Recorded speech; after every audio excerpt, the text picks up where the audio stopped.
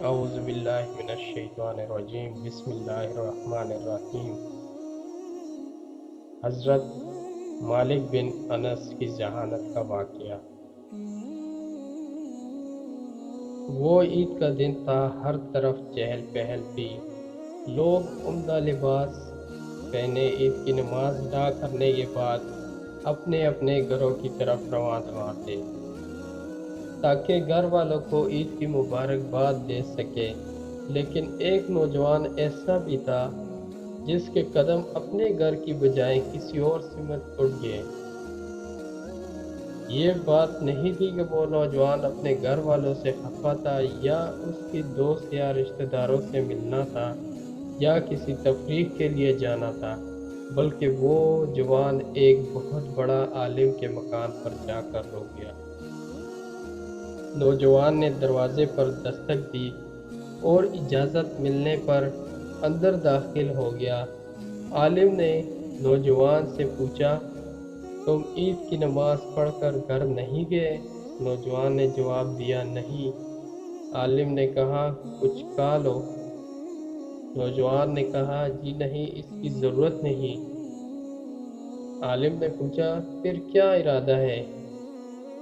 نوجوان نے جواب دیا، حدیث بیان فرمائیں۔ بزرگ نے اس نوجوان کو کتاب لانے کا حکم دیا۔ نوجوان کتاب نکال کر لایا۔ بزرگ نے 40 حدیثیں بیان کیے۔ نوجوان نے کہا، اور فرمائیں، یہی کافی ہے؟ بزرگ نے فرمایا، اگر تم نے یہی حدیثیں یاد کر لیے تو تمہارا شمار حفاظ میں ہوگا۔ نوجوان نے کہا، میں نے یاد کر لیے۔ بزرگ نے نوجوان کے ہاتھ سے کتاب لے لی اور فرمایا، بیان کرو۔ نوجوان نے وہ تمام 40 حدیثیں لفظ بلفظ بیان کر دیے جو ابھی چند لمحے قبل بزرگ نے ان کے سامنے بیان کیے تھے۔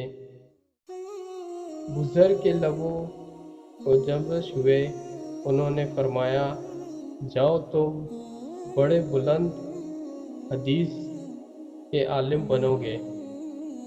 یہ نوجوان وہ نوجوان ہیں جن کا نام مالک بن انس، جو آگے چل کر امام مالک بن گئے، اور وہ بزرگ تھے امام بن شہاب، جن سے علم کے رسوخ کے لیے حضرت مالک رحمۃ اللہ علیہ نے یہ بھی گوارا نہ کیا کہ نماز عید کے بعد گھر چلے جائیں۔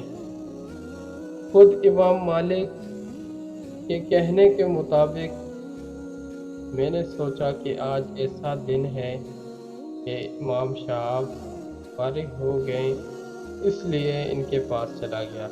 عالم دین حاصل کرنے کے لیے یہ شوق و جستجو، تڑپ اور لگن تھی جس نے امام مالک رحمۃ اللہ علیہ کو فقہ کے امام میں بلند مرتبہ اور بلند مقام پر فائز کیا۔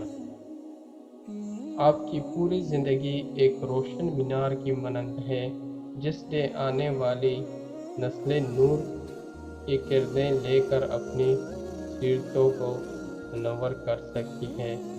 تو یہ ہے وہ امام مالک بن انس جس نے چند لمحات میں 40 احادیث یاد کیے اور سنائی بھی ہے۔